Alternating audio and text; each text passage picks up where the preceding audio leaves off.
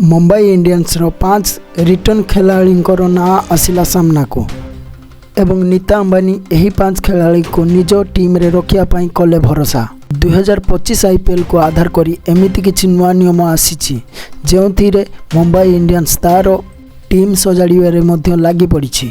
2025 IPL को नहीं right to match नियम आसिबा फल रे बहुत किछि परिवर्तन हेबाको जाउछि जेउथिरे 5 जण रिटर्न खिलाड़ी को एही RTM नियम अनुसार टीम रे शामिल करा जिवो। मीडिया रिपोर्ट अनुसार रिटर्न खिलाड़ी उपर 75 कोटी टंका लगाई पारिबे फ्रांचाइज।